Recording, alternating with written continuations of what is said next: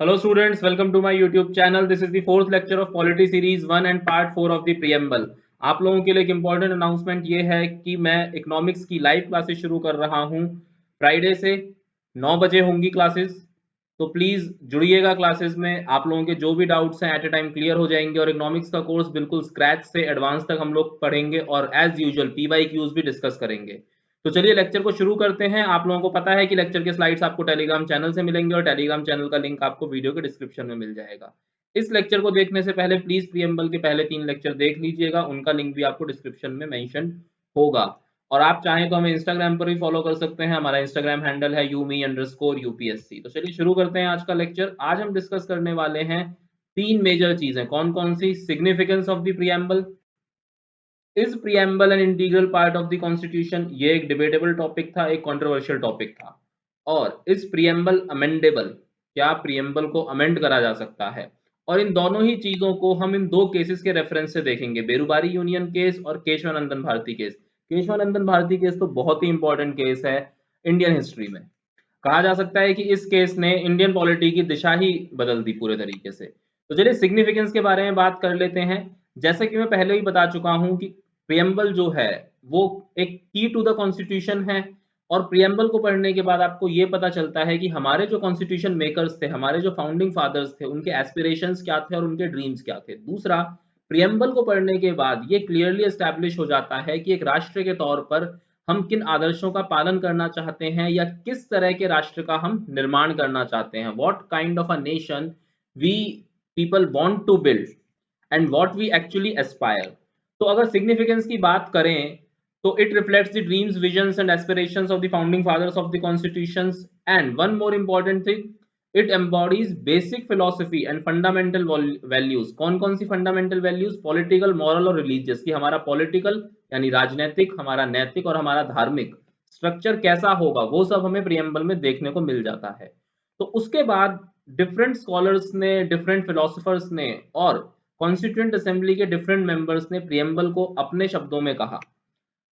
Sir Alladi Krishnan Iyer, इन्होंने क्या कहा? ये कॉन्स्टिट्यूएंट असेंबली के एक मेंबर थे। इन्होंने ये कहा कि प्रियम्बल के अंदर जो थॉट और ड्रीम्स हैं कॉन्स्टिट्यूशन मेकर्स के या उन फ्रीडम फाइटर्स के जिन्होंने इतना लंबा स्ट्रगल करा है, वो सब मेंशन्ड हैं, वो सब दिखाई देते हैं।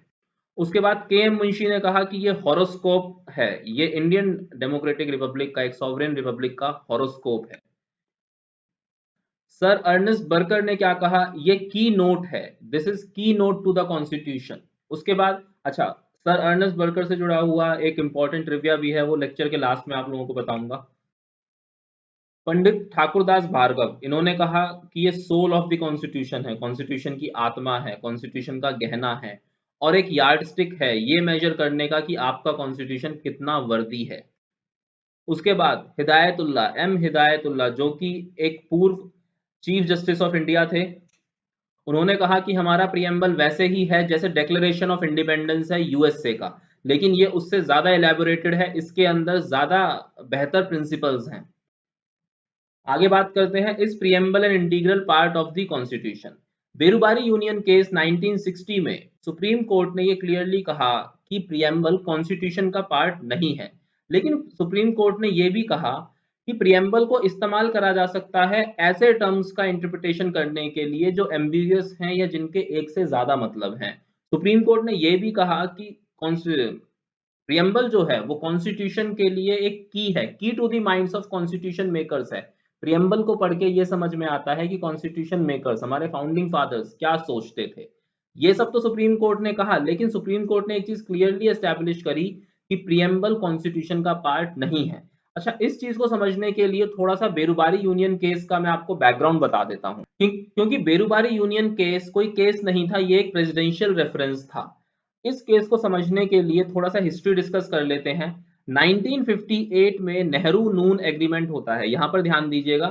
1958 में नेहरू नून एग्रीमेंट होता है।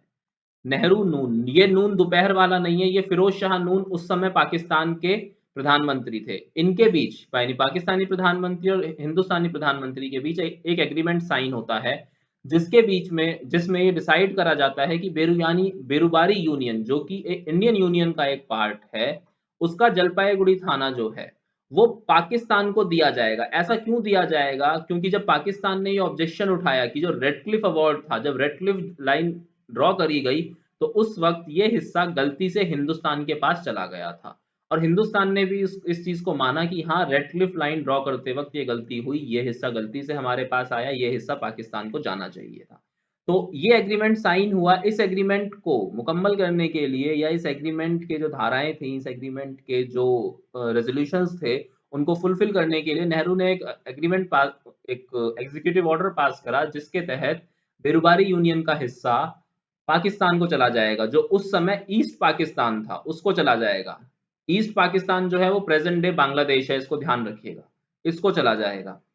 तो डॉक्टर राजेंद्र प्रसाद उस समय राष्ट्रपति थे, ठीक है। उन्होंने इस चीज पर ऑब्जेक्शन उठाया, और उन्होंने आर्टिकल 143 का इस्तेमाल करते हुए, अब आर्टिकल 143 में क्या है? आर्टिकल 143 में power of the president to consult supreme court है, ठीक है जी। उन्होंने 143 का प्रयोग करा, 143 का इस्तेमाल करा, और सुप्रीम कोर्ट ने ऐसा पूछा कि क्या मियरली एग्जीक्यूटिव डिसीजन से, क्या मियरली एग्जीक्यूटिव एक्शन से ये पॉसिबल है कि हम अपनी अपनी टेरिटरी का कोई पार्ट किसी दूसरी कंट्री को सीड कर दें, किसी दूसरी कंट्री को दे दें? तो सुप्रीम कोर्ट ने ये कहा कि नहीं, जो भी प्रोविजंस आर्टिकल 1 से लेकर 5 में दिए गए हैं, आर्टिकल 1 से 5 में, यानी 1 से 5 में ये कहा गया है कि union India is a union of states, ठीक है। और ये बताया गया है कि इंडियन यूनियन किस तरह का होगा, किसमें? आर्टिकल नंबर 101 से 5 में, 1 to 5, 105 नहीं, 1 to 5 में ये बताया गया है कि इंडियन यूनियन कैसा होगा, कौन कौन से उसमें स्टेट्स होंगे, स्टेट्स कैसे ऐड होंगे, कैसे बाइफरकेट होंगे, कैसे उनकी टेरिटरी ड्रॉ करी जाएगी। तो सुप्रीम कोर्ट ने यह कहा कि आर्टिकल 1 से 5 कहीं भी ये परमिशन नहीं देते हैं कि मियरली एग्जीक्यूटिव ऑर्डर से कोई भी पार्ट अपनी टेरिटरी का किसी दूसरी कंट्री को सीड करा जा सके, किसी दूसरी कंट्री को प्रदान करा जा सके। तो वहां पर सरकार ने यह पक्ष रखा, नेहरू जी ने यह पक्ष रखा कि प्रियम्बल में जो टर्म है सॉवरेन, वो एग्जीक्यूटिव को क्लियरली ये पावर देता है कि वो अपना इस जो सॉवरेन नेशन है, और हमने डिस्कस करा था कि सॉवरेन नेशन के पास ये परमिशन होती है, राइट होता है कि वो अपनी टेरिटरी का कोई भी पार्ट किसी दूसरी कंट्री को सीड कर सकता है, और किसी फॉरेन टेरिटरी का कोई भी पार्ट अपनी टेरिटरी में मिला सकता है। तो सुप्रीम कोर्ट ने ये कहा, उस पर सुप्रीम कोर्ट का ये कहना था कि भले ही प्रियम्बल जो है वो की टू द कॉन्स्टिट्यूशन है, उसका इस्तेमाल करा जा सकता है कॉन्स्टिट्यूशन की डिफरेंट टर्म्स को उनके इंटरप्रिटेशन के लिए, लेकिन प्रियम्बल एक इंटीग्रल पार्ट नहीं है। इसलिए प्रियम्बल ये पावर नहीं देता है, प्रियम्बल लेजिस्लेचर को ये पावर नहीं देता है कि वो अपनी टेरिटरी का कोई भी पार्ट किसी दूसरी टेरिटरी को सीड कर दें। इसीलिए सुप्रीम कोर्ट ने ये कहा that preamble is not an integral part of the constitution। Supreme court ने ये तो कहा कि प्रियम्बल एक इंपॉर्टेंट पार्ट है, लेकिन एक इंटीग्रल पार्ट नहीं है कॉन्स्टिट्यूशन का। आगे क्या होता है? फिर आगे आता है Keshavanandan Bharati case. Keshavanandan Bharati versus state of Kerala case. Supreme court ने अपने ओपिनियन को चेंज करा, अपने प्रीवियस ओपिनियन को रिजेक्ट करा, और ये क्लियरली एस्टैब्लिश करा कि प्रियम्बल एक इंटीग्रल पार्ट है हमारे कॉन्स्टिट्यूशन का। और एलआईसी ऑफ इंडिया केस 1995 में सुप्रीम कोर्ट ने इस बात को फिर से दोहराया कि हाँ, प्रियम्बल कॉन्स्टिट्यूशन का एक इंटीग्रल पार्ट है। लेकिन यहाँ पर केशवानंदन भारती में सुप्रीम कोर्ट ने एक छोटा सा डिमार्केशन कर दिया, एक बहुत ही इंपॉर्टेंट बात उसने कही कि प्रियम्बल एक इंटीग्रल पार्ट तो है, लेकिन वो पावर का सोर्स नहीं है, ना ही वो किसी भी पावर के ऊपर प्रोहिबिशन है। इसका मतलब ये है कि एग्जीक्यूटिव्स जो हैं या लेजिस्लेचर जो हैं, वो प्रियम्बल का इस्तेमाल करके किसी भी तरह की पावर डिराइव नहीं कर सकते, ना ही प्रियम्बल का इस्तेमाल करके किसी भी तरह की पावर के ऊपर रोक लगा सकते हैं।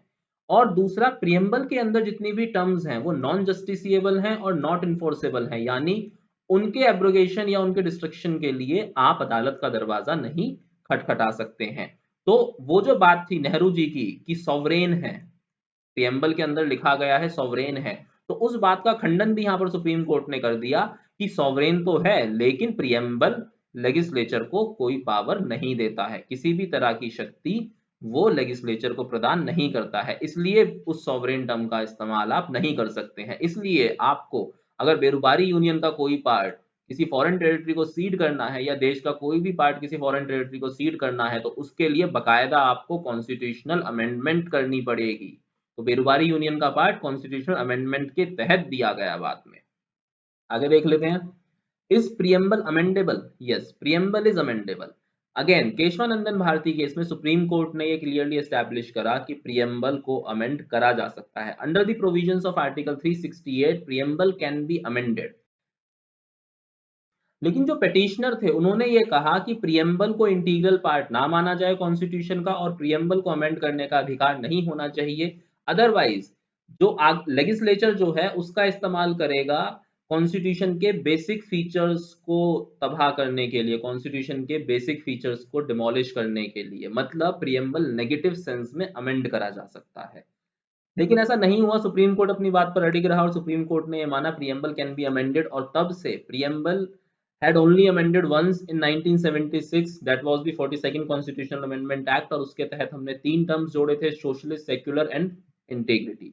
लेकिन इसमें सुप्रीम कोर्ट ने एक इंपॉर्टेंट बात कही कि कोई भी अमेंडमेंट अगर बेसिक स्ट्रक्चर का हनन करेगी, अगर बेसिक स्ट्रक्चर को डिमोलिश करेगी कॉन्स्टिट्यूशन के, तो वो नल एंड वॉइड कह दी जाएगी।